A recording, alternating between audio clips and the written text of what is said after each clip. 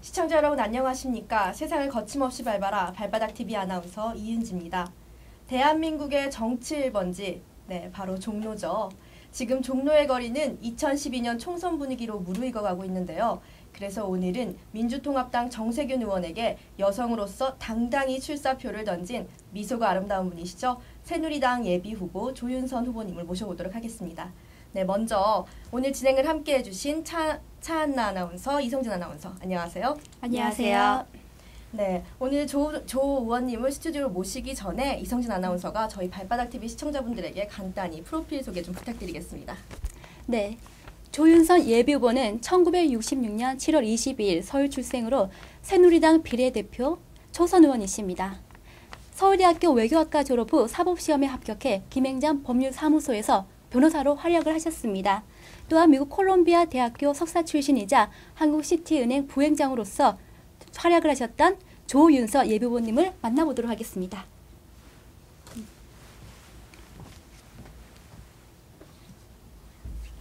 네, 안녕하세요. 안녕하세요. 반갑습니다. 네, 역시 자리에 여기 앉으시고 이불 같이 덮으시면 되고요. 네, 미소가 정말 아름다우신데 스튜디오에 딱 들어오시니까 스튜디오가 환하게 사는 분위기가 아니에요. 세 분 덕분에. 네, 오늘 아침에 제가 조윤선 후보님이 나오신다길래 트위터를 확인했는데 네. 아침 출근 인사로 동대문역에 인사를 가셨다고 들었어요. 네. 네, 트위터를 확인했는데 날씨가 좀 많이 풀려서 인사는 잘 하셨어요?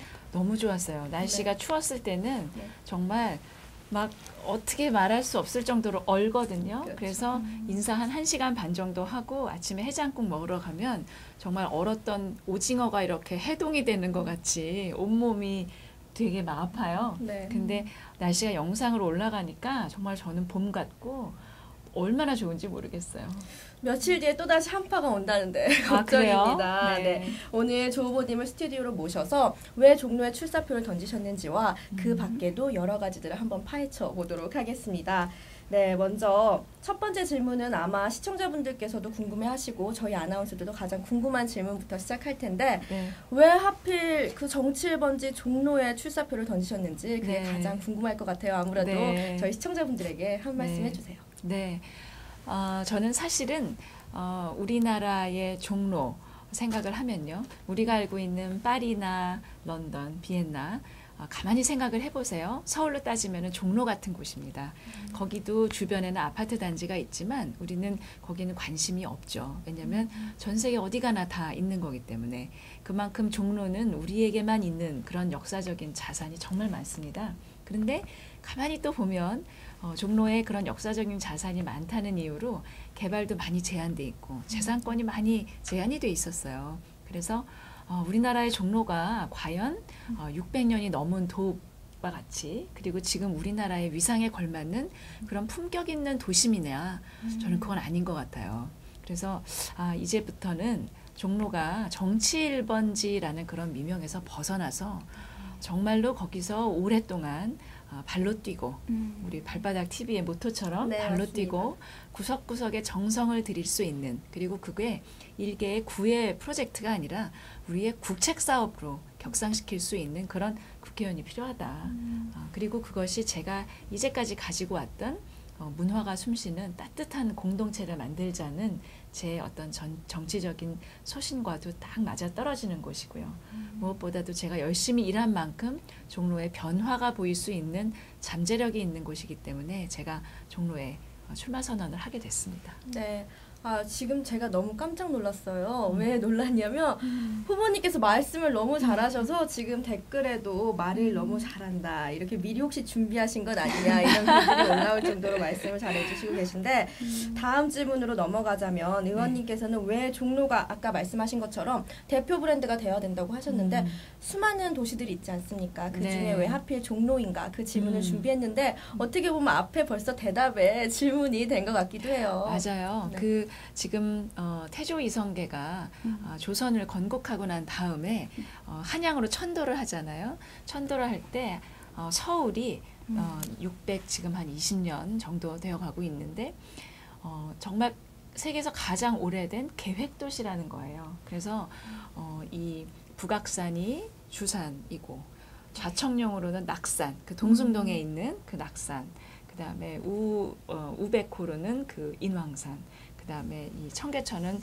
내청룡이라고 한대요. 그렇게 아주 철학적인 배경을 가지고 그리고 왕궁이 2개가 있고 그래서 하여튼 이 한양이라는 것이 서울이라는 것이 600년이 넘게 이렇게 수도로서 대한민국의 중심이자 한반도의 중심으로서 그 도시의 수명을 계속하고 있는 그런 곳이 그렇게 흔치 않다는 거죠. 그래서 정말 역사적으로도 의미가 있고 그다음에 종로는 제가 가보니까 서울에서 유일하게 고향이라고 부를 수 있는 곳이에요. 골목골목이 아마 여러분들은 저보다 한참 어려서 그런 기억이 없을 텐데 제가 이제 66년에 태어났거든요. 그래서 70년대 초에 그 동네 분위기 있죠. 이렇게 조그만 가게가 있고 또 이렇게 골목이 있고 하는 데가 다 많이 남아 있어요. 물론 한옥들도 많이 남아 있고. 그래서 정말 이제 종로는 종로 분들만의 고향이 아니라 서울의 고향, 대한민국의 고향이 될 수 있겠구나. 또 그렇게 만들어야 되겠구나 하는 생각에서 종로에 가게 됐습니다. 한마디 한마디마다 종로에 대한 애착이 묻어나는 것 같습니다. 그런데 이번 종로구 선거는 공천부터 국민들의 관심을 불러일으키고 있죠. 네. 이에 관련해서 이성진 아나운서 질문해 주시기 바랍니다.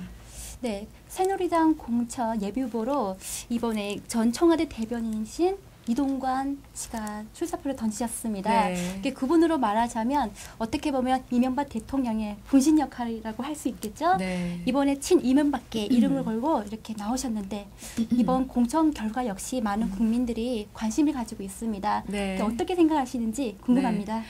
저는 이번에 새누리당이 총선에서 정말 국민의 사랑을 다시 회복하고 또 국민들에게 다시 선택을 받기 위해서는 정말 공천을 잘해야 된다고 생각해요.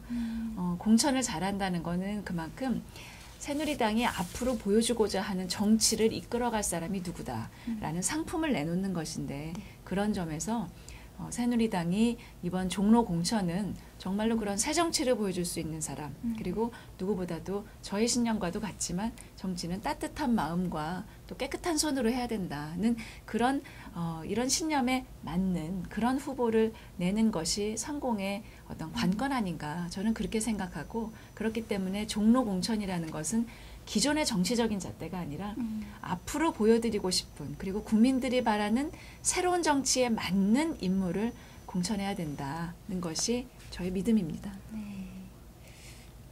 그렇다면 후보께서는 이번 공천 자신 있으십니까?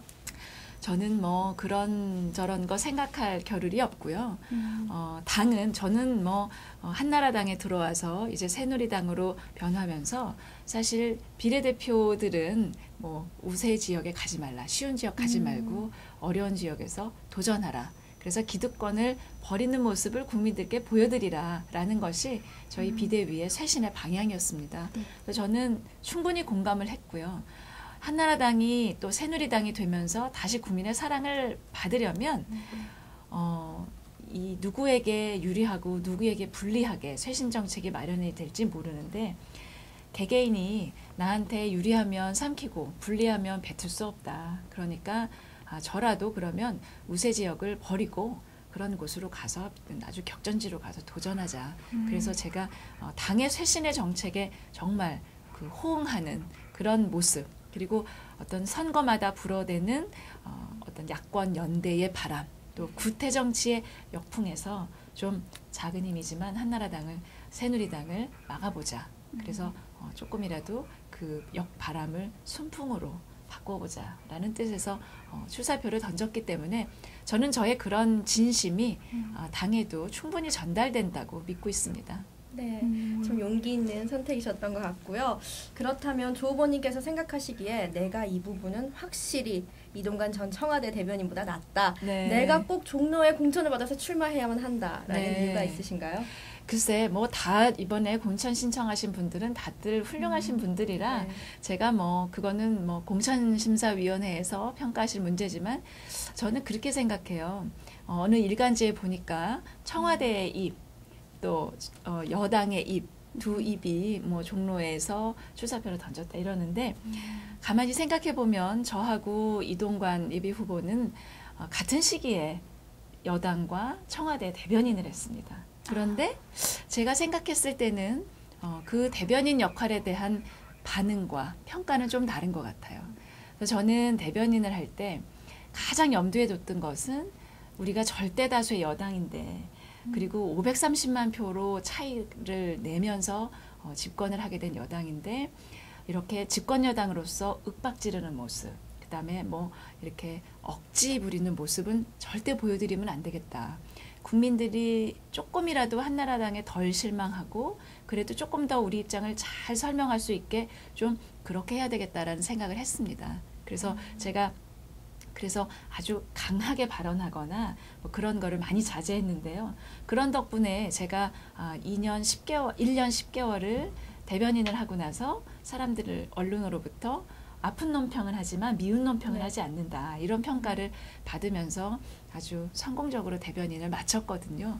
저는 그래서 그런 소통과 공감의 능력 이런 것들은 제가 가지고 있는 장점이 아닐까 생각을 하고 뭐 그런 생각을 했어요. 제가 이제 정치에 오기 전에 변호사를 오래 했는데 변호사를 하면은 늘상 하는 게 협상이거든요. 협상하고 설득하고.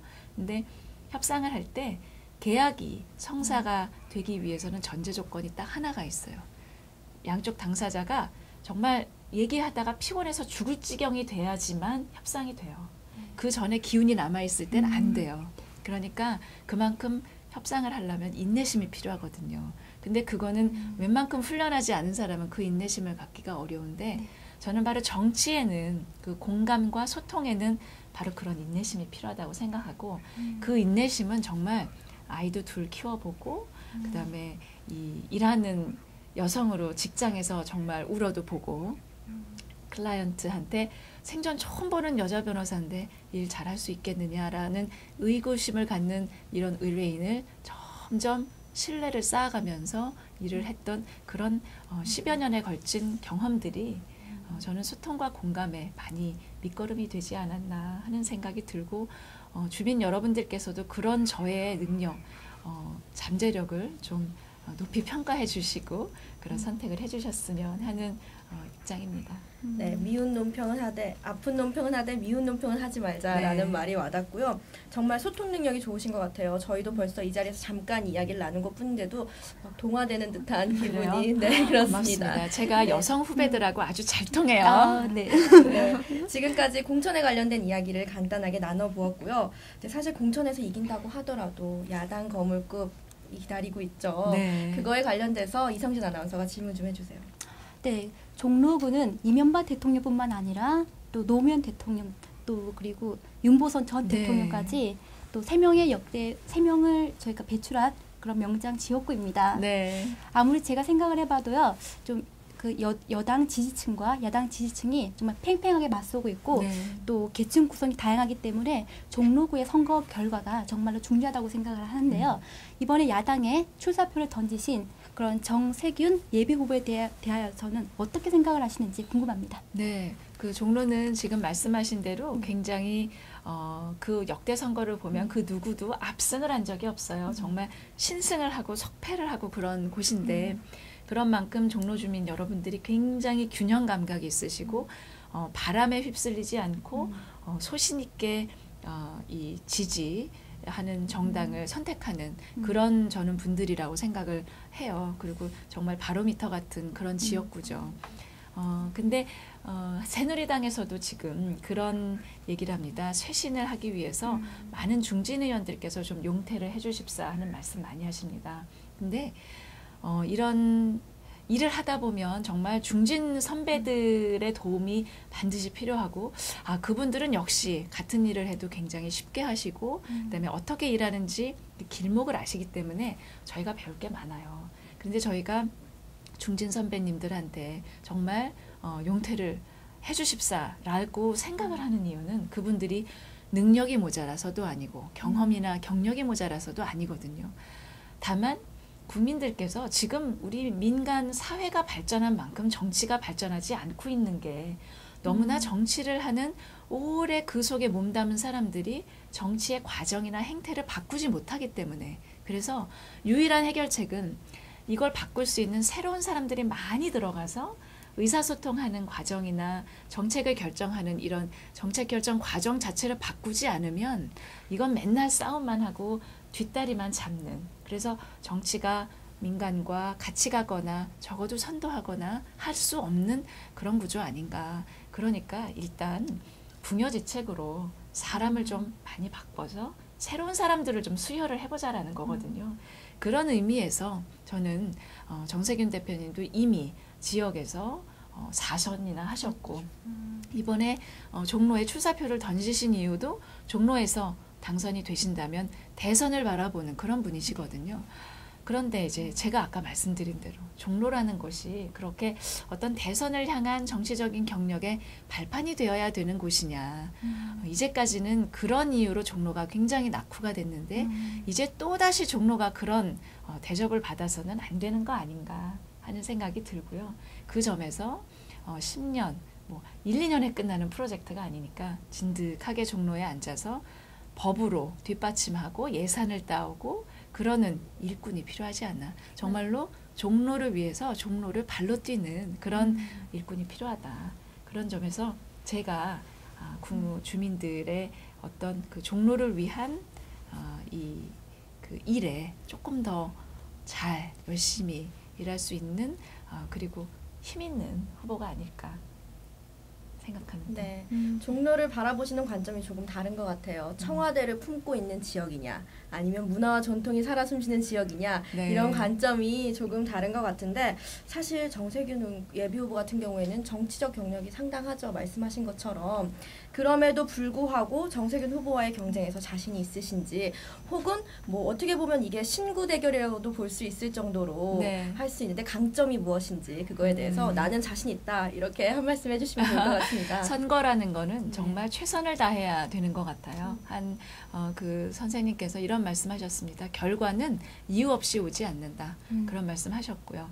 또 그분께서 제게 해주신 말씀 중에 내가 한 번도 밥 한 번 사보지 않은 사람들한테서 표를 달라고 하는 게 얼마나 어려운 일이냐 이런 말씀하셨어요. 그래서 제가 아침에 지하철역 앞에서 인사를 할 때 보면은 주민들이 이렇게 한 분 한 분 뵙다 보면 야 정말 이분들한테 내가 정말 차 한 잔, 밥은 고사하고 차 한 잔 산 적도 없는 분들인데 표를 달라고 한다는 거. 그리고 그 표라는 게 뭐예요? 한 사람이 4년에 딱 한 장 쓸 수 있는 건데 그 한 장을 저한테 달라고 그러는 것이 얼마나 소중한 것인지 제가 한 분 한 분께 명함을 드리면서 이거를 느끼고 있습니다. 그래서 이게 제가 비례대표 의원만 하다가 지역구는 처음 도전을 하는데 지역구에서 주민들이 나를 선택해주고 저를 믿어주신다는 게 얼마나 귀중한 책임감이고 제게 숙제를 주신다는 것인지 제가 정말 겸손하게 알아야 되겠다 이렇게 생각하고요. 뭐 이기고 지고 뭐 자신 있고 자신 없고 이런 걸 떠나서 저는 이제는 좌고우면하지 않고 지역 주민들한테 정말 한 분의 마음이라도 더 얻고 한 분에게라도 더 제가 이런 사람이다. 제가 정말 이렇게 열심히 일하는 사람이다 라는 진심을 전할 수 있기 위해서 이제 아침부터 밤까지 열심히 만나 뵙고 있습니다. 네, 발로 뛰시는데 저희 발바닥 TV랑 잘 맞는 것 같습니다. 저희도 그러네요. 발로 열심히 뛰어다니고 있거든요. 네. 네, 이성준 아나운서 질문해 주시죠. 네, 조금 전에 이기고 지고는 중요하지 않다고 말씀하셨지만 그래도 정말 궁금한 것은 정세균 후보께 도전장을 내셨잖아요. 어떤 공약으로 이번에 선거에 네. 임하실지 정말 궁금합니다. 네, 종로는 굉장히 복합적인 지역이라 공약을 뭐 한 가지로 딱 만들 수는 없습니다. 네. 그 지역마다 원하시는 게 굉장히 다르고 지금 이 발전돼 있는 정도도 아주 다르거든요.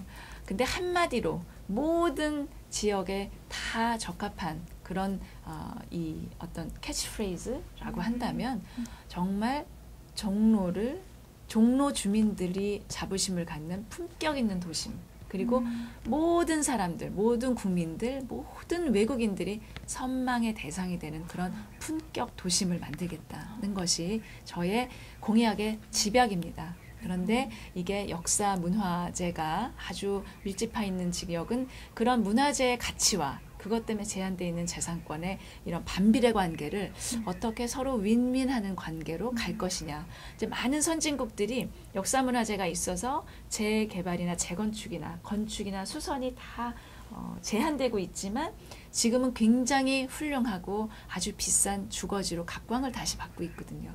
우리나라도 이제 서서히 그렇게 만들 수가 있습니다. 그런 도심은 그렇게 만들고 또 우리 왕궁이 있는 사이 지역, 그 사이 지역은 정말 지금은 어떤 그 600년 이상 유지되어온 그런 왕궁의 주변 지역이라고 할 수 없을 만큼 정비가 덜 돼 있는데 그 지역도 그 지역에 맞는 정책, 그리고 특히 우리 좌청룡이라고 했었던 낙산 부근은 전국에서 주거 환경이 가장 열악하다고 해도 과언이 아닐 정도로 정말 열악한 곳이에요.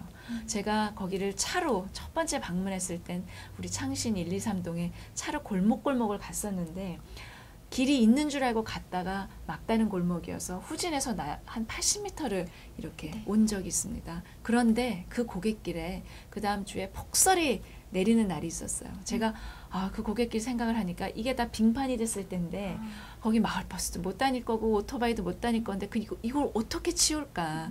거기까지 구해서 구석구석 잘 치워줄까 하는 게 너무 걱정이 됐어요. 그래서 이 낙산 개발 그리고 지금 뉴타운이 지정됐다가 해제될 가능성도 있는 것처럼 지금 정책이 바뀌었는데 그렇다면 이 부분은 이런 어떤 대거 불도저로 이렇게 밀어붙이는 그런 뉴타운이 아니라 거기 사시는 입주민들 그리고 거기에 토지를 가지고 있는 소유주들이 정말 좋은 마을을 이루면서 살 수 있는 그런 아주 맞춤형의 도시 재생 프로젝트를 해야 되겠다는 것이 제 생각이고 지금 도시계획을 하시는 분들이 그런 선진국의 어떤 선례들을 이 벤치마킹을 하고 또 우리한테 맞는 맞춤형의 그런 도시 재생 프로젝트를 지금 계속 같이 만들고 있고요.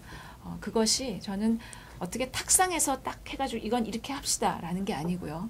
거기 있는 많은 이해관계가 얽히는 주민들과 아까 제가 말씀드린 정말 각별한 인내심을 가지고 얘기하고 또 선례를 보여드리고 또 여기에 대해서는 어떻게 생각하시는지 또 여기서 또 타협하고 수정하고 이런 과정을 거쳐서 정말 그 마을에 살면 너무 행복해. 그 마을로 이사 가고 싶어 하는 생각이 들 수 있는 그런 마을을 만들고 싶은 게 제 꿈입니다. 그 창신동, 숭인동, 여기 봉제 공장이 많은 그 지역은 정말 가내공업 수준이거든요. 노동 환경도 근로 환경도 너무너무 안 좋은데 그런 우리나라의 패션 산업, 우리나라의 온라인 오프라인의 패션 산업의 정말 뿌리가 되는 너무너무 중요한 산업이니까 이 산업이 정말 밀라노에 있는 그런 수준처럼 그리고 실리콘밸리의 이런 기초 그 뿌리 산업처럼 우리가 만들어야 된다는 게 저의 큰 숙제입니다. 네, 많은 그 공약들을 일목요연하게 아주 잘 말해주셨는데요. 물론 10손가락 깨물어서 안 아픈 손가락 없겠지만 그 중에서도 특히 애착이 간다거나 혹은 이거는 꼭 지키고 싶다라는 공약이 있다면 어느 것인지 궁금하고 그 이유도 좀 말씀 부탁드리겠습니다. 네, 제가 지금 방금 말씀드린 게 사실은 그렇게 여러 지역의 공약 중에 가장 대표적인 것들이에요. 그래서 이렇게 쭉 돌아다녀 보면은 제가 이제 그 주민들을 만날 때 어떤 때는 이제 DSLR 카메라도 가지고 다녀요. 그래서 종로의 구석구석 골목에 예쁜데 그리고 예쁘진 않지만 정말 이게 우리의 고향의 모습이야라는 거. 그다음에 곧 재개발을 앞두고 있어서 사라질 것 같은 골목들 이런 걸 이제 많이 찍거든요. 그래서 찍고 이제 사람들과 그리고 간직하고 싶은 뭐 50년 넘은 문방구, 뭐 50년 넘은 칼국수집, 뭐 이런 데를 이제 계속 보고 있는데요. 그렇습니다. 아까 말씀드린 대로 정말 우리나라의 그 패션의 근간 산업이라고 할 수 있는 봉제업, 그 창신동의 그 봉제업은 제가 정말 거기에 새로운 노동력도 투입될 수 있고 또 근로 환경이 개선될 수 있는 그런 방안을 마련을 하는 게 저의 가장 큰 숙제고 그 다음에는 각 지역에 맞는 특히 이제 종로가 가지고 있는 문화재 이외에 제가 이제 젊은 분들하고 종로 사랑방이라는 페이스북을 이게 열어가지고 이 종로에 대해서 애틋한 곳이 있으면 다 얘기를 하자 그랬거든요. 그 중에 이제 보니까 여러분들이 이런 걸 올려주시는데 문화재는 아니지만 아까 말씀드린 대로 예를 들어 해화초등학교 앞에 있는 보성문구사 50년이 넘었고 이렇게 기와지붕이 있어요. 그 밑에 보성문구사라고 이렇게 있어요. 그리고 해화초등학교 졸업한 그런 졸업생들이 강남에 살면서도 가끔 거기를 가서 이 문방구가 그대로 있나 보고는 너무 흐뭇해하고 안도하고 그러는 거예요. 그래서 저도 이제 가보니까 정말 옛날에 우리가 초등학교 때 준비물 사러 드나들었던 그런 문방구예요. 이제 초등학교 학생들도 한 5분의 1로 줄어들었고 이 문방구에서는 이 문구사에서 이제 사람들은 곧 문을 닫으면 어떡하나 이렇게 걱정도 하시고 그러더라고요. 그래서 제가 젊은 분들하고 막 상의를 해보니까 그렇게 간직하고 싶은 추억의 장소를 뭐 50곳, 100곳을 선정을 해서 그곳이 문 닫지 않고 그 모습을 그대로 유지하면서 사람들이 거기서만 할 수 있는 비즈니스 모델을 만들어주는 거예요. 그걸 할 때는 여러 가지 전문가, 컨설턴트, 그다음에 뭐 인테리어 하시는 분, 그다음에 사업하시는 분, 이런 아이디어가 출중한 분들, 그리고 그런 문화재 격의 추억의 장소를 보존하는데 도네이션을 하고 싶으신 분들이 도네이션을 하는 거를 모아가지고 그렇게 그런 장소를 유지할 수 있게 도와주는 그런 프로젝트를 하자. 그렇게 이제 얘기를 했더니 이미 몇 군데 작은 사회적 기업처럼 그렇게 하는 이런 온라인 회사들이 있더라고요. 그래서 제가 당선이 되면 제가 그런 온라인 회사들의 그런 이 운영을 좀 참조를 해서 이렇게 뜻을 같이 하는 사람들을 모아가지고 그렇게 해서 종로에 우리가 간직하고 싶은 그런 명장소들, 그 추억의 종로, 추억발전소 종로 이렇게 해서 그거를 만들어 보려고 그래요. 그래서 하나하나의 스토리를 입혀가지고 외국인 관광객들도 그 스토리를 다 따라가면서 이렇게 쫙 거기를 다닐 수 있게 하고 또 그 추억의 장소와 어떤 인연이 있으신 문인들이나 예술가들이나 유명한 배우들이나 연예인들에게 거기에 추억의 장소에 하나씩 에피소드를 모아서 그 에피소드를 같이 스토리로 엮으면 저는 정말 파리에 가서 여기는 사르트르가 앉았던 자리다. 여기는 뭐 시몬 누보바르가 앉았던 자리다. 이런 거 써 있잖아요. 그런 것처럼 우리도 그런 거 만들었으면 하는 게 제 소망입니다. 네. 제가 처음 후보님을 뵀을 때는 굉장히 차가우시고 지적인 이미지로만 봤는데 방금 그 보성문구사 얘기하시는데 너무 아기 같은 표정으로 말씀을 하셔서 새로운 면모를 봤고요.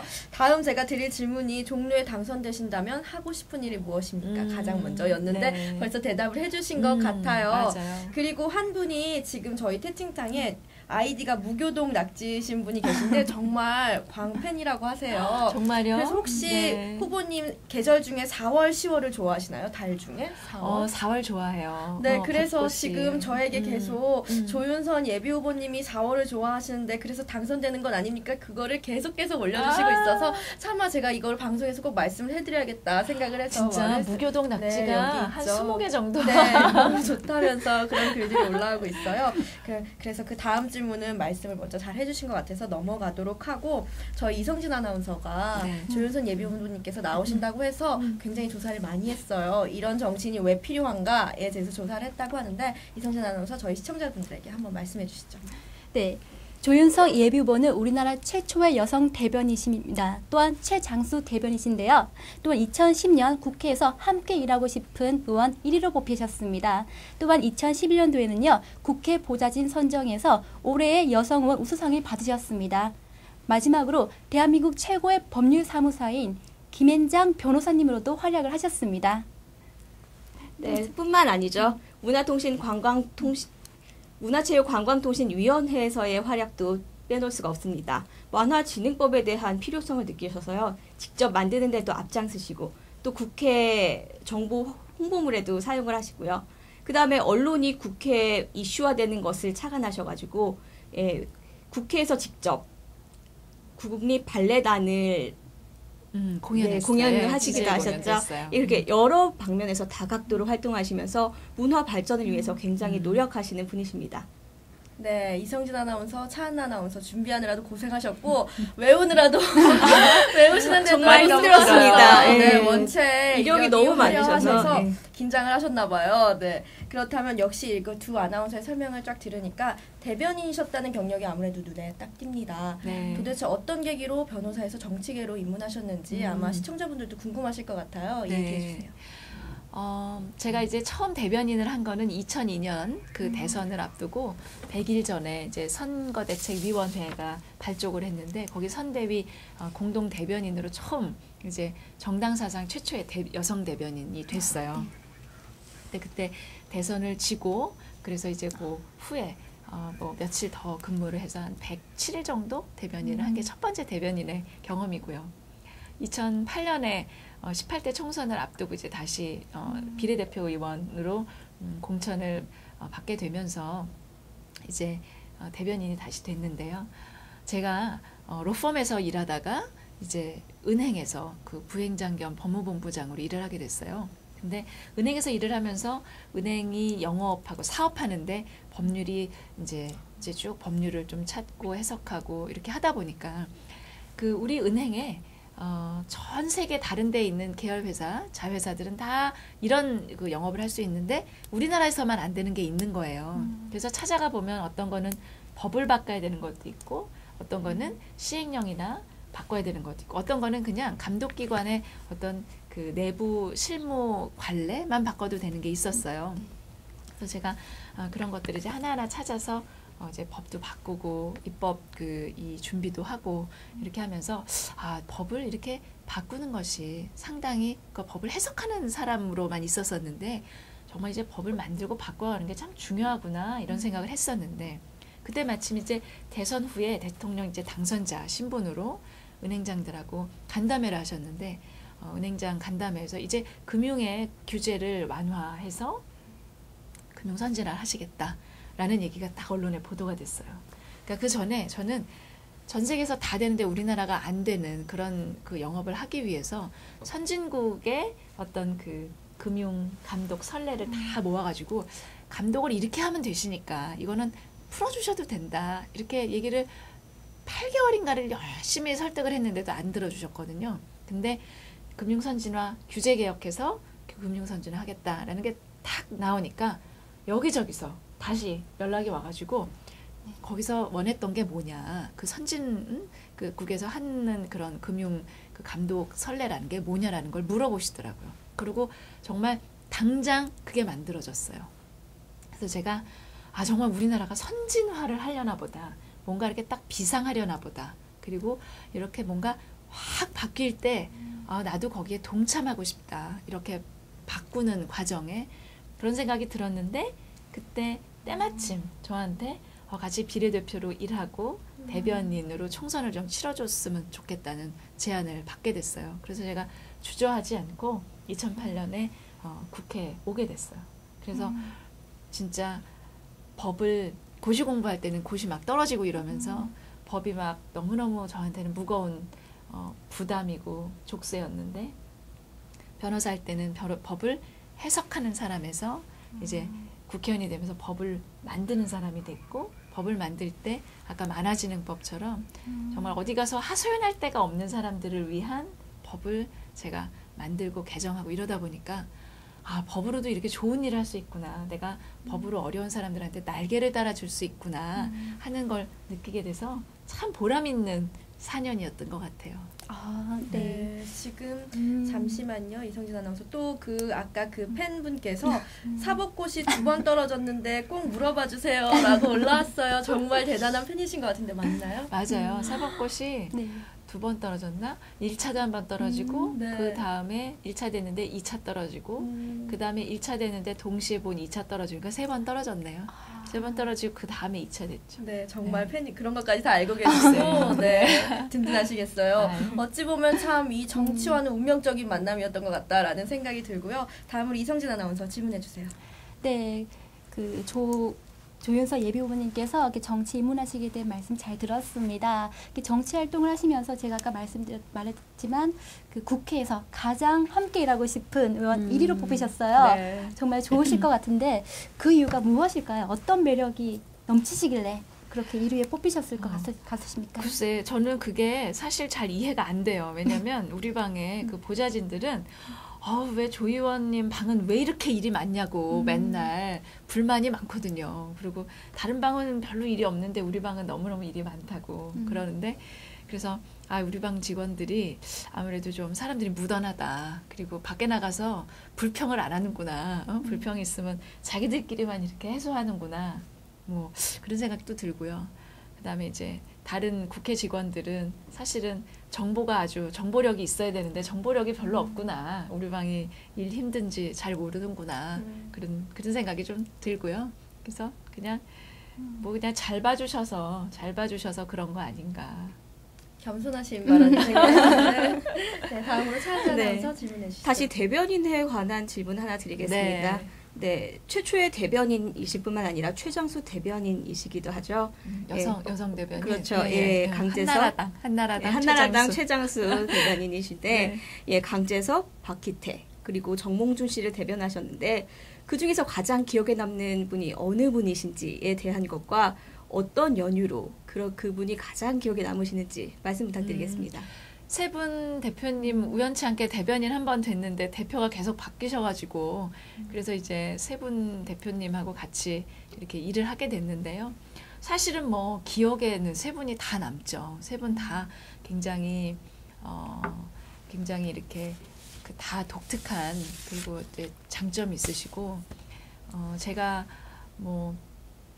저는 제 주변에 있는 모든 사람이 제 스승이라고 생각을 하고 친구나 후배까지도 배울 게 참 많다고 생각하는데 그런 점에서 그렇게 4선, 5선, 6선 의원들이면 얼마나 이게 대단하시겠어요. 그래서 참 저는 배운 게 많았는데 강재섭 대표님은 굉장히 이렇게 서글서글하시고 재밌는 말씀도 많이 하시고 사람이 이제 앞에서 긴장하지 않게 해주시는 그런 능력이 있으세요. 그래서 아주 그냥 사람이 후덕해서 그 사람 위에 설 수 있는 사람이다라는 그런 옛말이 있는데 그런 분이셨던 것 같고 그 다음에 박희태 대표님은 어떤 분이셨냐면은 그러니까 굉장히 뭐든지 이게 통찰력이 있으셨던 것 같아요. 그래서 말씀은 많이 안 하시고 행동도 많이 안 하시는데 제가 지나고 보면 이때 이래서 이런 말씀을 하셨구나, 이래서 이런 일을 하셨구나 보다는 이래서 이런 걸 안 하셨구나 그때 한 게 더 많아요. 그만큼 아주 조금 말하고 조금 행동하시면서 이렇게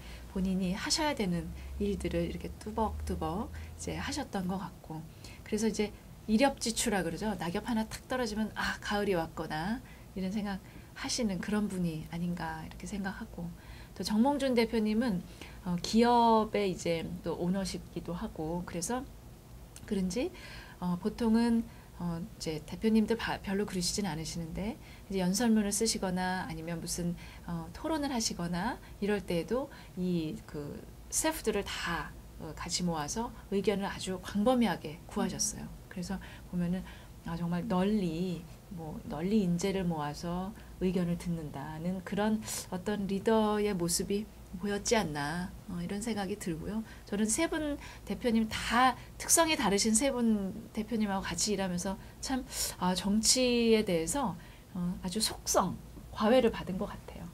그것도 세 분께나 글쎄, 과외를 받는 것 같고요. 새 거장 선생님, 원장 직강, 네.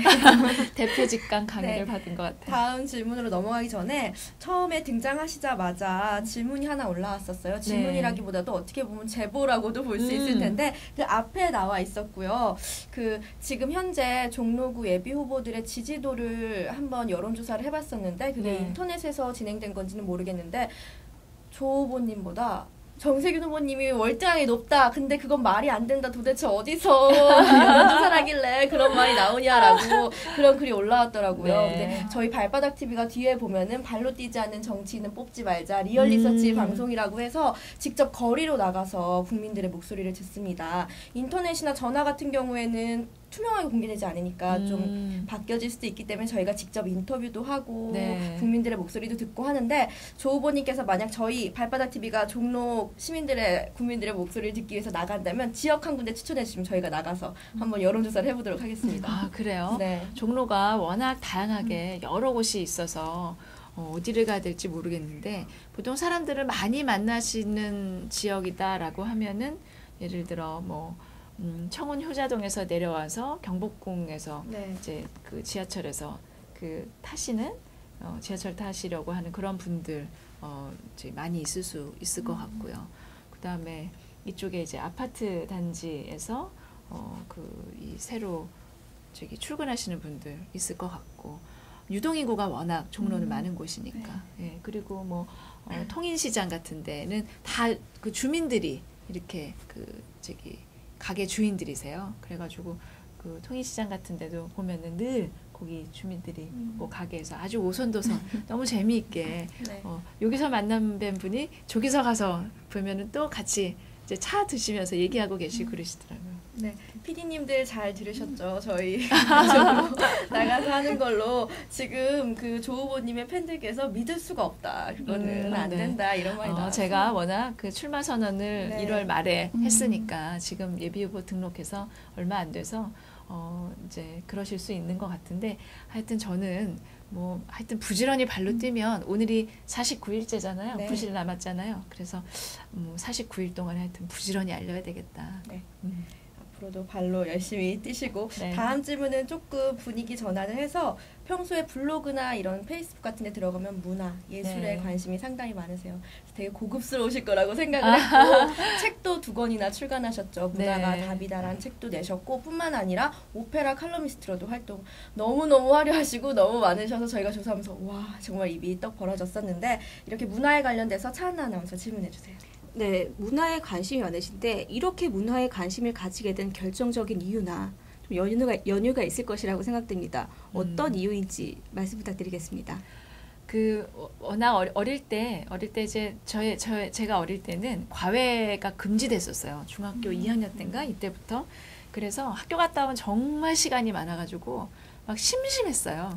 근데 중학교 때인가 집에 이렇게 르네상스래 인상파 화가들 화집이 이렇게 있었는데 근데 심심하니까 이제 그거 꺼내가지고 이렇게 보다 보니까 너무너무 그림들이 너무 좋은 거예요. 그리고 이제 재밌고 근데 겨울방학 여름방학엔 더 심심해가지고 막 본책을 또 보고 그랬어요. 그래서 어떤 데는 내가 제일 좋아하는 그림 10개 어떤 때는 좀 내가 제일 별로라고 생각하는 그림 10개 이렇게 이렇게 하면서 하다 보니까 또 이제 집에 걸려있는 달력에 있는 그림도 이제 자꾸 보게 되고 그리고 이제 옛날엔 국전이 있었는데 국전을 하면 이제 뭐 엄마나 뭐 우리 외 작은 할아버지 내외분들이 같이 가자 그러시는 거예요. 그래서 무슨 전시회 같은 거 있으면은 같이 가고 그랬거든요. 그리고 뭐 음악회도 엄마가 그냥 좀 뭐 어디 있다 그러면은 그때 음악회 많진 않았는데 이제 한두 번 정도 간 것 같아요. 아주 어릴 때. 그러다가 대학교 2학년 때 배낭여행을 한 적이 있어요. 그때 이제 여행이 자유화가 돼서 85년에. 그래서 유럽을 이제 2달 동안 가는데요. 정말 유럽을 딱 가보니까 그 문화유산이라는 게 어마어마한 거예요. 어마어마하고 유럽의 영국, 프랑스, 독일, 오스트리아 여기를 쭉 다니니까 시대별로 굉장히 국경이 없이 옛날에 이제 왕조였으니까 국경이 없이 다 문화를 교류하고 그랬던 자산이 남아 있는데 그 자산이라는 게 실로 대단하고 또 일반 사람들 저 같은 젊은 애들도요 이런 그런 예술에 대한 소양이 너무 높은 거예요. 그래서 무슨 얘기를 하면 저 코린트식 기둥을 좀 봐봐 너무 예쁘지 뭐 이런 얘기를 대화에서 하고 우리는 막 역사에서 외우고 이러는데 그래서 얘네들은 그냥 삶에서 어떤 이런 그 품격과 풍미 이런 게 막 쌓여 있구나. 그리고 애들이 여가 시간에 시간을 보내는 것도 굉장히 다양하고 집 근처에 뭐 도서관에서 볼 수 있는 거, 또 음악회에서 볼 수 있는 거, 미술관에서 볼 수 있는 게 너무너무 풍요로운 거예요.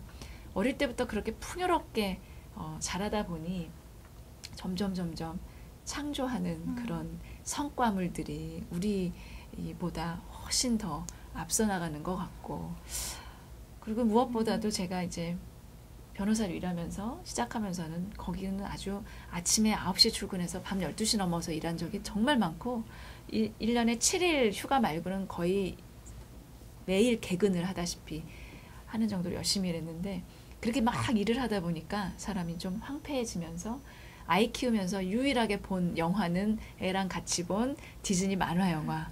그리고 유일하게 본 책은 애랑 같이 읽어준 그림책 이런 거밖에 없는 거예요. 그래서 안 되겠다. 그래서 2000년에 미국으로 연수를 떠나면서는 책을 많이 사서 읽었어요. 뭐 너무 영화만 보니까 한국말이 너무 그립고 그래가지고 거기 이제 알라딘 US 이런 데서 책을 많이 사고 보내달라 그래서 그런 문화예술에 관한 책들을 많이 읽고 뉴욕이 굉장히 이제 미술관도 많고 음악회도 많이 하고 그래서 제가 그냥 학생표로 싸게 살 수 있으니까 막 다녔거든요. 근데 그렇게 하다 보니까 그 전에는 제가 늘 내가 남보다 못하면 어떡하나, 내가 남하고 경쟁해서 지면 어떡하나, 그리고 내가 지금까지는 잘했지만 도태되면 어떡하나 이런 걱정이 늘 있었는데 제가 그렇게 이렇게 책을 읽고 어떤 문화를 접하고 이렇게 하면서 보니까 굉장히 풍요로워지고 이게 뭐 남하고 비교하는 삶이 아니구나. 이 산다는 게 그냥 내가 이 과정을 즐기고 하루하루 굉장히 막 충만하고 아주 너무 좋다. 이거 보니까 너무 좋다. 너무 감동적이다. 이렇게 느끼면서 살면 되는 거구나 하는 생각이 이렇게 확 들었어요. 그래서 특히나 이제 와서 정책을 이렇게 하는 입장에서는 우리가 보면 너무 부익부 빈익빈.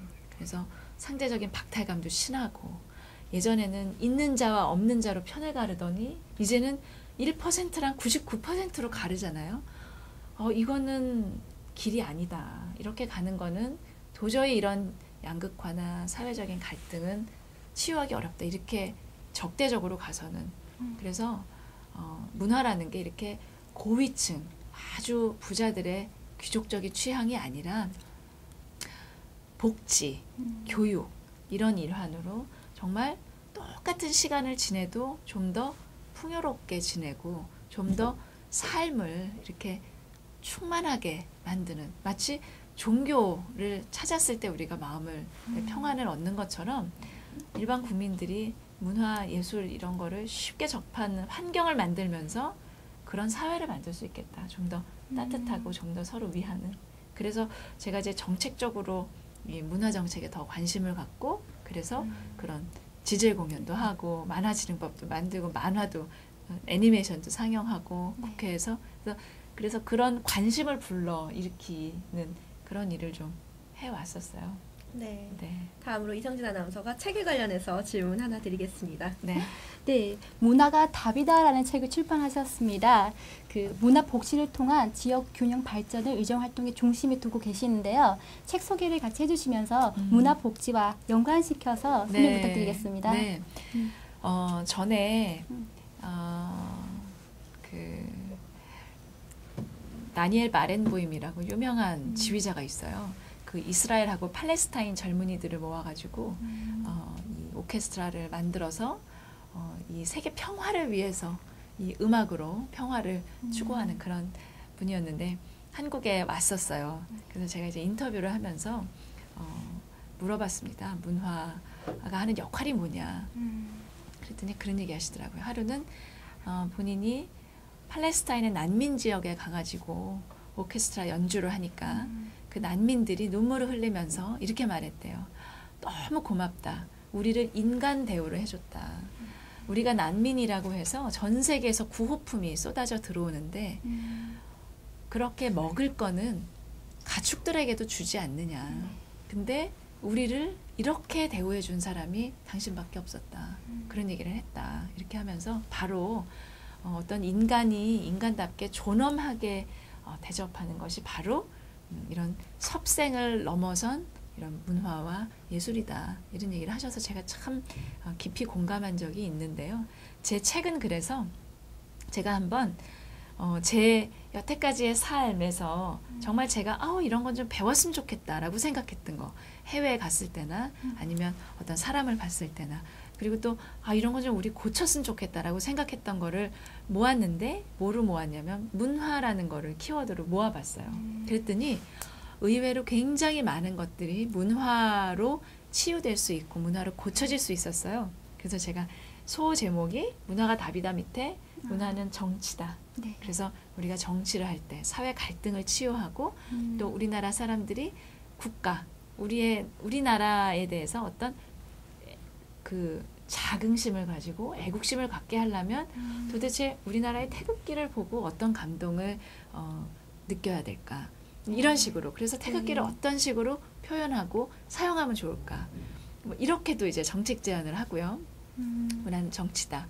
문화는 외교다. 그래서 우리 한류 드라마, K-팝이 한류 드라마가 일본에서 인기를 끌면서 사실은 한일 간에 이런 아주 이런 서먹서먹한 감정 이런 게 많이 누그러들었잖아요. 네. 전 하토야마 총리 부인이 그 한국 드라마 팬이라고 막 얘기하고 한글로도 막 얘기하시고 이러면서 그랬듯이 이 문화를 매개로 이 외교적으로도 껄끄러웠던 것들이 많이 이렇게 회복될 수 있구나. 그 정말 외교고 또 우리나라 대통령 내외분이 그 미셸 오바마, 바락 오바마 대통령 내외를 그 방문했을 때 미셸 오바마가 정둘이라는 한국인 디자이너한테 자기 드레스를 만들라고 그러잖아요. 그런 게 정말 외교인 거죠. 그렇게 해서 그 나라를 예우해주고 게다가 특히 저는 까를라 브룬이나 케이트 미들턴 같은 사람 참 좋아하는데 그분들은 자국 브랜드 크리스찬 디올, 버버리, 그다음에 알렉산더 맥퀸 이런 사람들 옷을 탁 입고 나가서 정말 홍보대사 역할을 하잖아요. 그 어떤 패션 모델도 할 수 없는 걸 이분들이 하시면서 외교관의 역할을 한다. 그다음에 복지다. 아까 말씀드린 것처럼 그렇게 그래서 이제 이 문화를 정말 돈 안 들이고 쉽게 그다음에 이 집 가까이서 또 직장 가까이서 쉽게 얻을 수 있게 하는 거 문화 바우처 이런 거에 대한 정책 제안. 문화는 교육이다. 그래서 교육에 어떤 식으로 우리가 문화 교육을 해야 되고 그게 정서 또 왕따 문제, 학교 폭력 문제에도 저는 너무너무 해결하는데 중요한 것 같고 그다음에 문화는 경제다. 한류가 돈 벌어오는 거 그다음에 점점 우리나라가 이제 이 기업들도 그렇죠. 처음에는 자본력 그다음에 기술력 이제는 문화로 소통하잖아요. 문화로 돈을 벌고 그래서 이런 문화라는 걸 키워드로 하니까 모든 게 문화가 해결사 역할을 할 수 있구나. 그리고 우리가 이제는 다른 어떤 것보다도 문화를 가지고 일을 해결하고자 생각했을 때 훨씬 더 부드럽고 훨씬 더 감동적으로 해결할 수 있겠구나 하는 생각을 하고 그게 바로 우리나라가 선진화하는데 이제 벤치마킹할 선진국이 없고 우리가 우리 스스로 길을 찾아가야 되는데 그 길을 이제는 다른 것보다도 문화에서 찾자. 우리가 가지고 있는 그런 소양 또 창조력 그다음에 흥이 있잖아요. 우리나라는 그리고 그런 우리나라의 정서를 바탕으로 문화에서 찾아서 좀 융성해보자 이런 뜻으로 문화가 답이다를 쓰게 됐어요. 네. 그러면 잠깐 질문해 주시기 전에 저 지금 시청자분께서 한 질문을 해주셨는데 이렇게 조윤선 예비부님께서는 문화를 중요시 하시잖아요. 근데 문화를 중요시 생각하시는 분으로서 특히 종로에 노점상이 많죠. 그 문제를 어떻게 해결하실 건가라는 질문을 해주셨어요. 구화의 마찰도 어떻게 하면 줄일 수 있을지 같은 분께서 질문을 해주셨는데 대답 한번 해주세요. 네. 참 그게 모든 일을 할 때 그게 참 문제예요. 이제 노점상인 분들의 그런 생존권 문제도 있고 그 다음에 사실은 우리가 정말 아름다운 거리를 만들기 위해서 그걸 정비해야 되는 그런 문제도 있고 그래서 저는 그거의 접점을 잘 찾아나가야 된다고 생각을 해요. 그래서 이 노점상 분들, 파리나 이런 런던 가봐도 사실은 노점상이 있어요.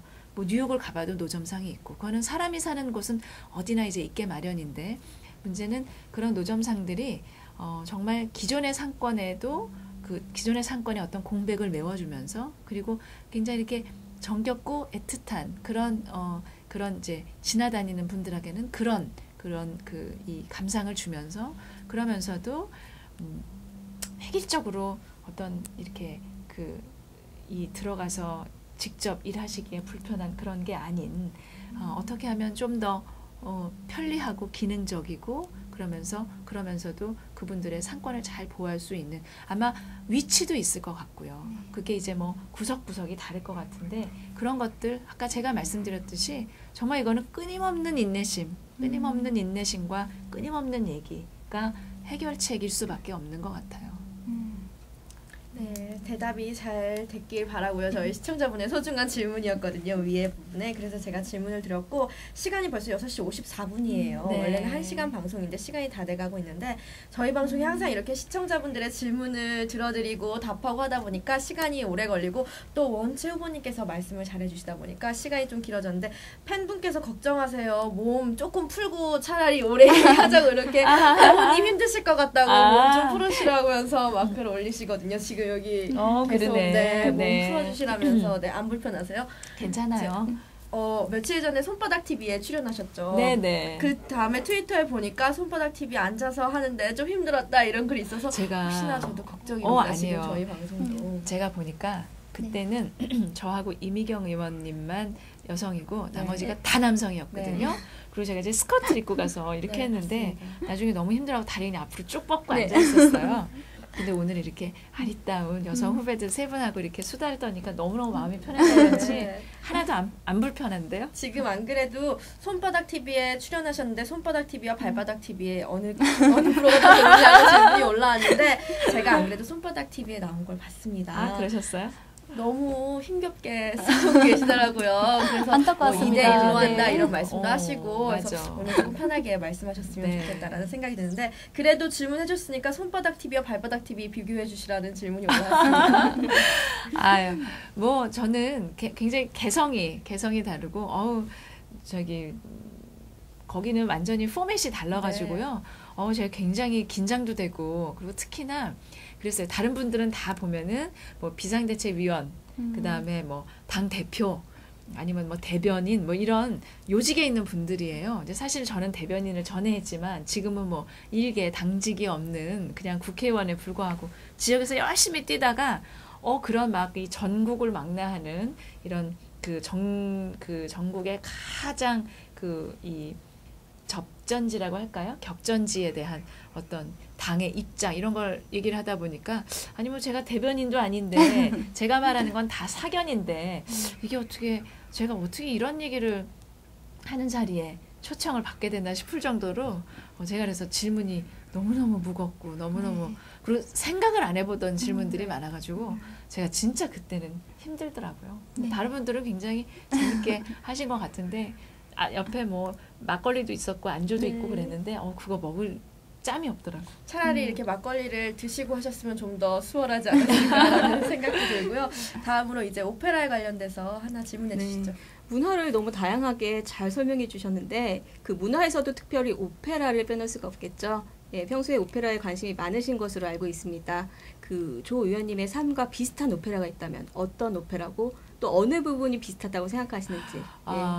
오페라 사실 제가 2008년에 국회 와서는 정말 거의 못 봤어요. 그래서 책 내고 난 다음엔 거의 업데이트된 게 없어가지고 이제 뭐 그런데 오페라 하나의 스토리가 저의 삶과 비슷하다 이런 건 참 찾기는 쉽지 않아요. 그 시대적인 배경도 굉장히 옛날이고 아주 극적으로 드라마틱한 그런 이제 얘기인데 보통은 오페라가 이제 뭐 왕후 장상의 얘기예요. 막 그런 근사한 사람들이 나타나가지고 나와가지고 하는 얘기인데 가만히 보면 다 희노애락이에요. 희노애락이고 가만히 보면 약간 그 애정물로 보면은 삼각관계가 많아요. 그래서 어떤 예를 들어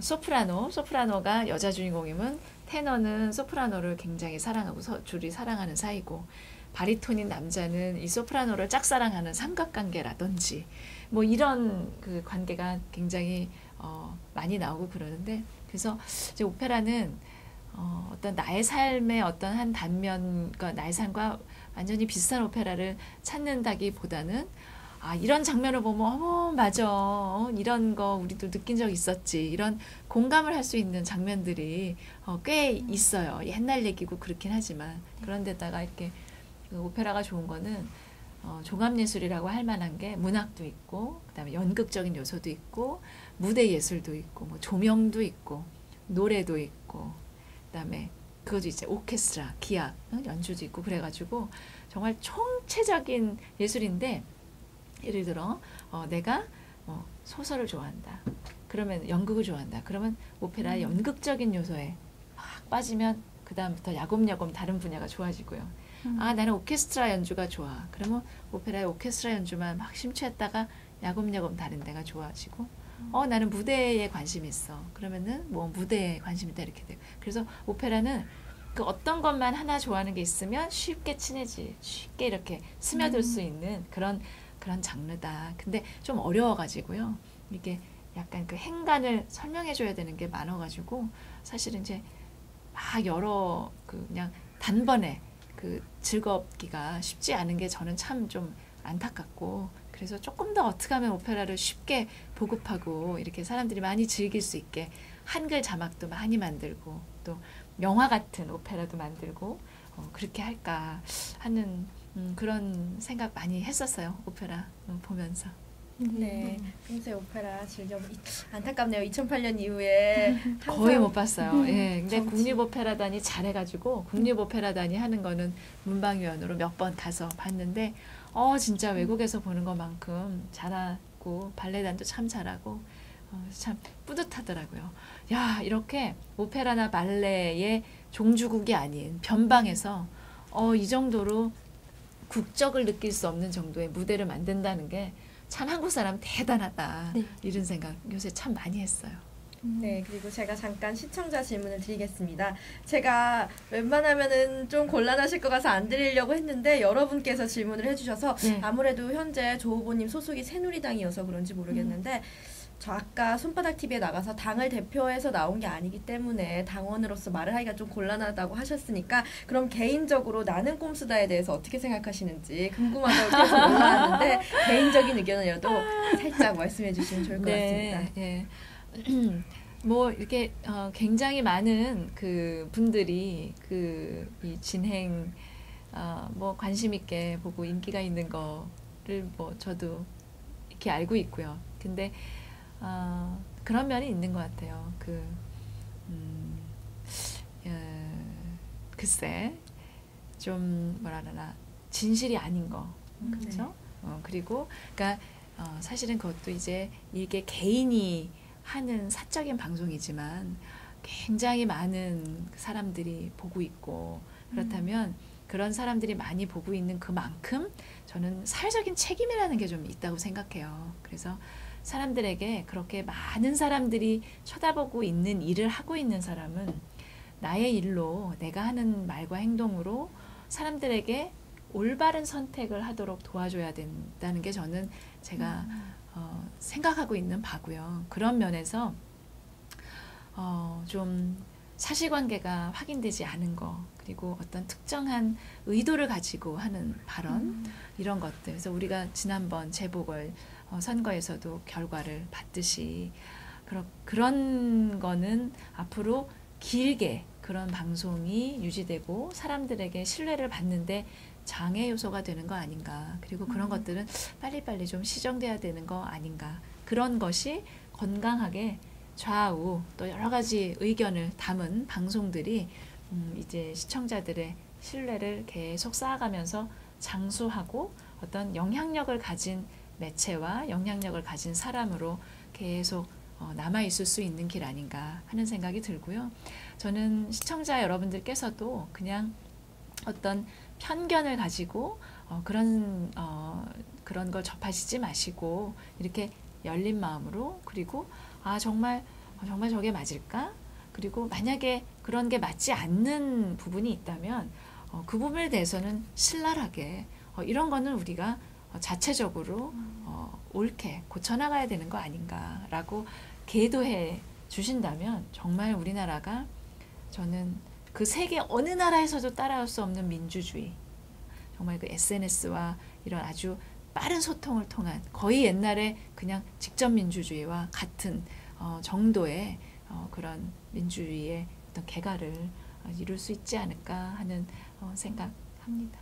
곤란한 질문인데도 네. 지혜롭게 잘 대답해 주셨습니다. 다음으로 이성진 아나운서가 질문해 주시죠. 네. 사실 다음 질문 하기 전에 아까 조 후보님께서 말씀하신 정말 문화가 정치다 그 말이 정말 마음에 와닿았습니다.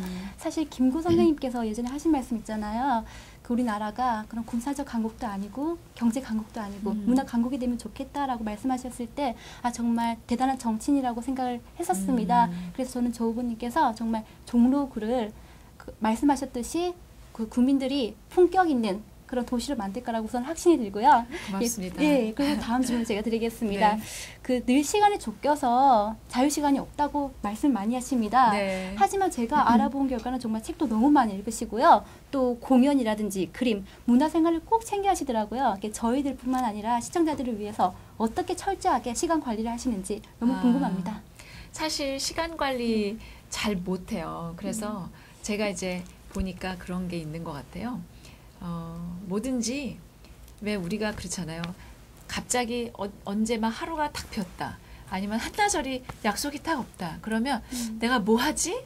이래서 막 안절부절 못하다가 아무것도 못하고 결국은 그냥 뭐 서랍 정리나 하고 아니면 뭐 그냥 가만히 있다가 시간을 보내는 일이 많이 있었잖아요. 네. 그래서 제가 왜 이걸 어떻게 하면 개선할까 생각을 했더니 그런 것 같아요. 그러니까 시간이 좀 났을 때 시간이 2시간이 나면 근처에 있는 미술관을 가자. 뭐 3시간이 나면 극장을 가자. 뭐 이런 거 있잖아요. 1시간이 나면 그냥 책을 보자. 뭐 이렇게 해가지고서 저는 침대 옆에 그다음에 뭐 화장실에 그다음에 뭐 차에 사무실에 책이 막 이만큼 있어요. 근데 읽고 싶은 책은 그냥 사가지고 사면 약간 반쯤 읽은 것 같잖아요.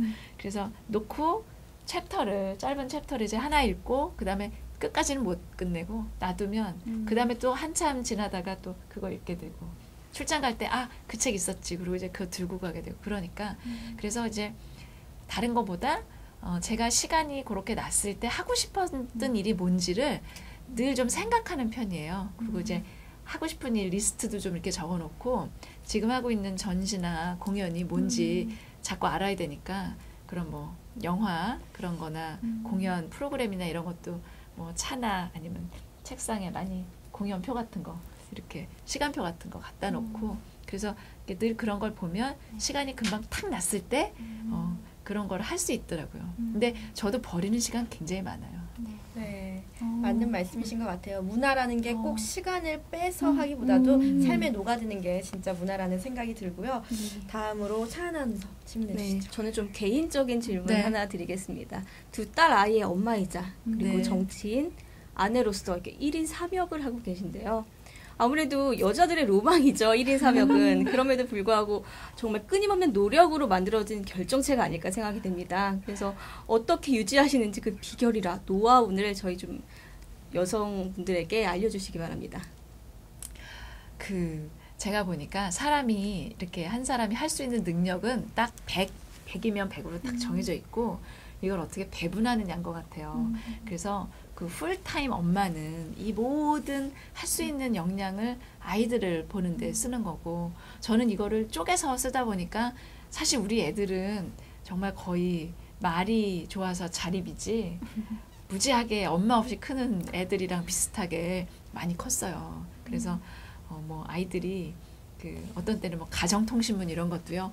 너 이거 왜 엄마 안 보여줬어? 그러면 뭐 엄마가 언제 보여주면 볼 시간이나 있어? 뭐 이런 정도로 그런 것도 막 못 보고 어떤 때는 뭐 뭘 못 챙겨가가지고 담임 선생님이 저한테 막 문자를 보내주시면 내가 얼마나 죄송스러운지 그렇게 이제 컸거든요. 근데 아이들이 생각보다 그래서 제가 이제 늘 보면은 애들이 너무 고마운 게 지금 이제 큰애는 올해 대학 들어가고 작은애는 중3이 되는데 이제는 니들이 엄마를 돌보는구나 이런 생각이 들 정도로 애들이 이제 그런 거를 챙겨줘요. 그리고 특히 딸이니까 아이들이 요새는 저한테 엄마 눈화장을 안 번지게 하려면 이걸 바르고 눈화장을 해야 돼 이런 거. 그 다음에 어떤 때는 방에 가서 화장을 지려고 딱 보면은 뭐 아이 메이크업 리무버도 없어지고 그래요. 그러면 이제 딸 방에 가 있는 거예요.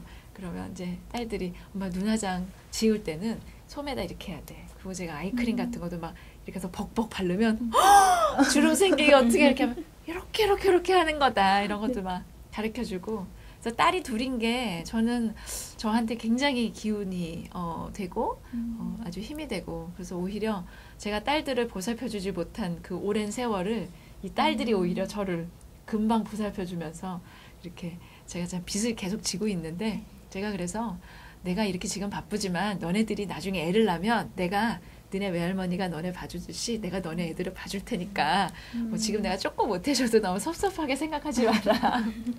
그러고 있어요. 네, 지금 잠깐 목이 너무 아프시겠다 아, 말씀하셔서 물 그래요? 잠깐 드시면 되고 제가 준비했던 거는 말씀을 듣고 역시 조 후보님 가정생활과 사회생활 모두 완벽하십니다라고 하려고 그래요? 했는데 완벽한 자녀를 두셨군요. 그래요. 네. 네, 진짜. 다음으로 이성진 아나운서가 질문해 주시죠.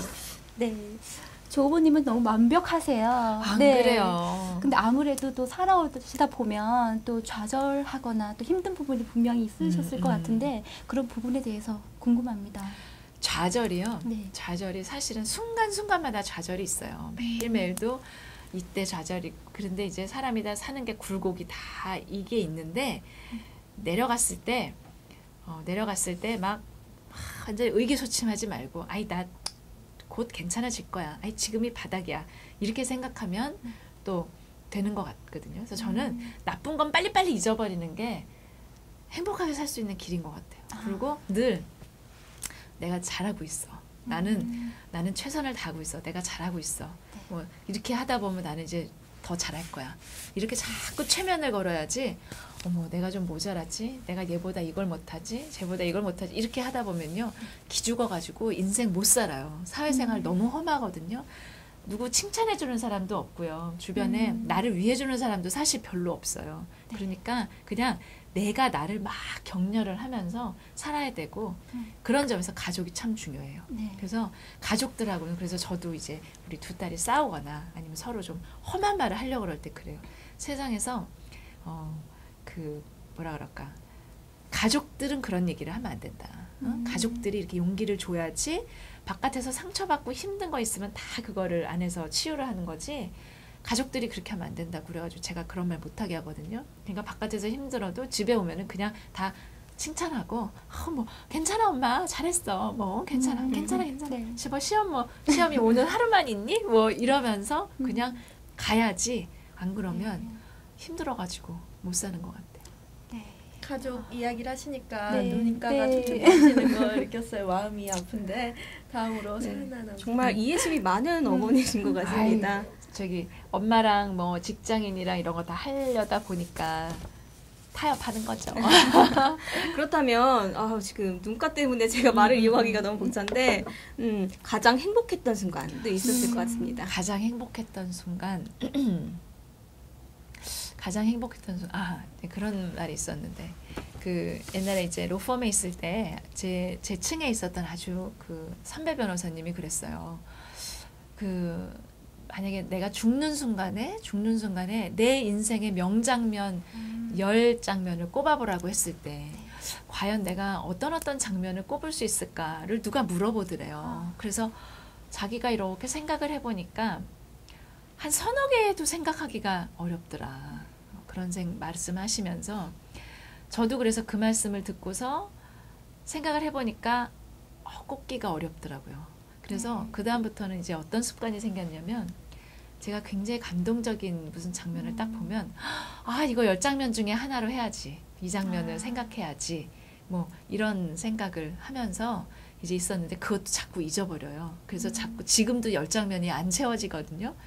행복했던 순간들이라는 건 그냥 그냥 글쎄 아주 소박한 것 같아요. 일요일 날 이렇게 식구들이 아침에 앉아가지고 같이 왜 그 집 근처 제과점에서 갓 나온 빵을 사가지고 와가지고 막 그 따끈따끈한 거를 같이 먹을 때 아주 잠 덜 깨가지고 다 잠옷만 입고 앉아가지고 그런 거 먹고 뭐 그럴 때 뭐 밤에 라면 끓여서 먹는데 자꾸 뺏어 먹고 국물까지 뺏어 먹고 뭐 이런 옥신각신 할 때 그럴 때. 그리고 저는 또 특히 그 제가 뭐 만화진흥법이나 아니면 그렇게 그 아주 군대에서 이렇게 통증이 아주 심한 제 그 병 이름도 잊어버렸어요. 이렇게 그 신경계에서 균이 침투를 해가지고 면역이 떨어지면서 계속 통증이 생기는 그런 병인데 그래서 이런데 이렇게 스치기만 해도 너무너무 아파가지고 못 견디는 그런 병인데 그게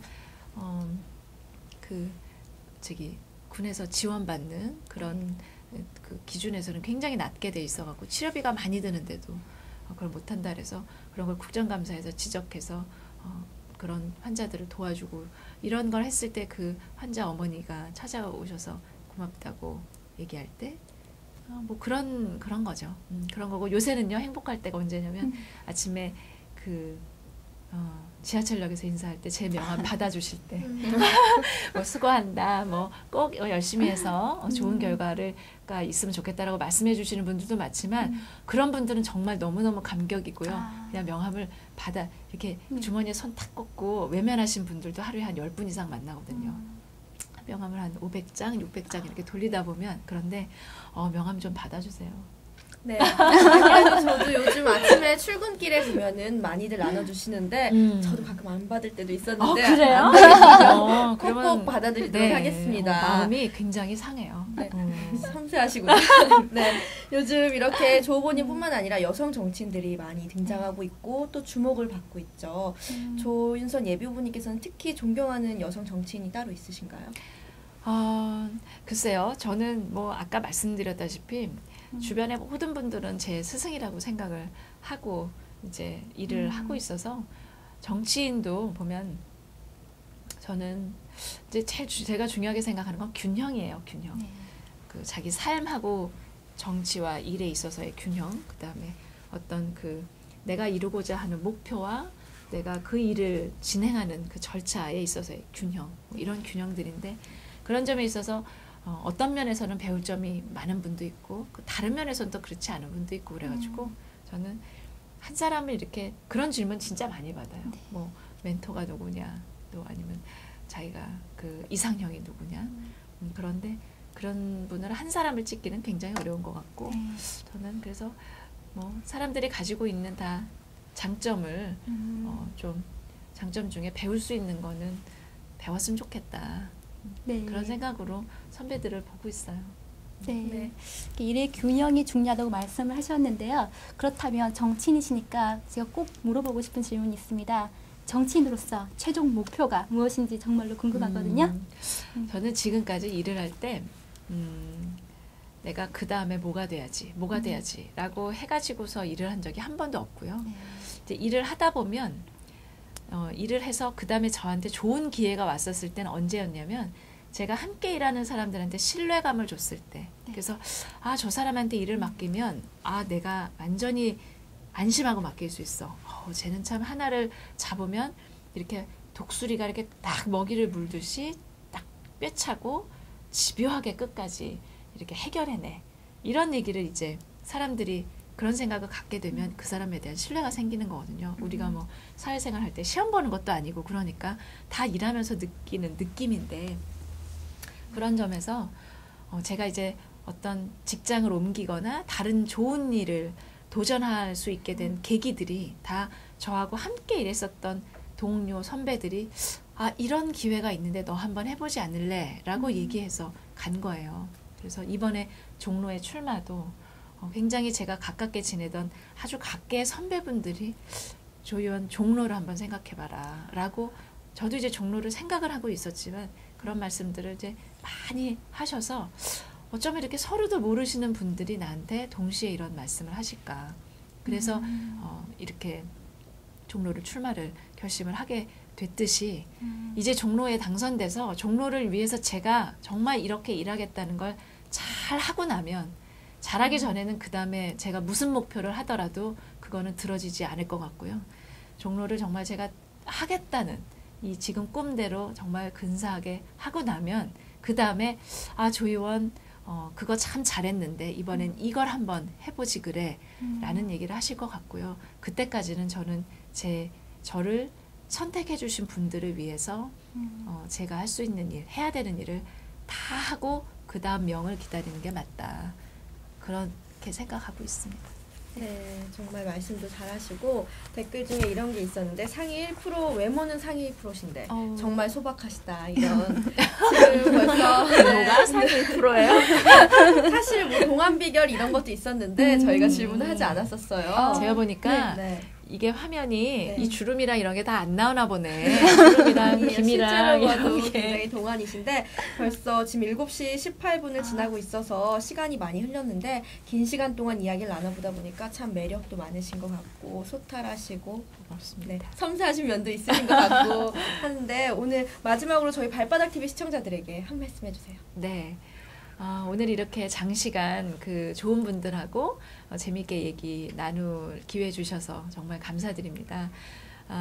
제가 종로에 출마하게 된 이유, 그리고 종로에서 하고 싶은 일들 제가 여러분들께 충분히 말씀을 드린 것 같긴 하지만 그래도 만일에 여러분들이 저 사람이 종로를 맡으면 정말 종로가 달라질 수 있겠어. 우리가 예전에 생각했던 종로와는 다른 종로를 가질 수 있을 것 같아. 우리가 아시아의 파리를, 런던을, 그리고 비엔나를 가질 수 있을 것 같아.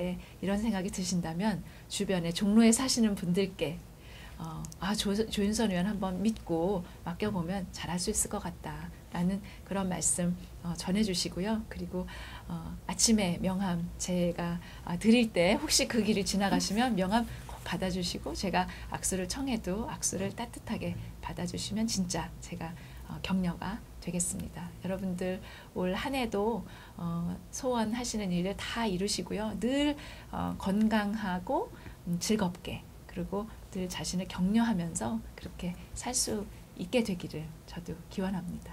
고맙습니다.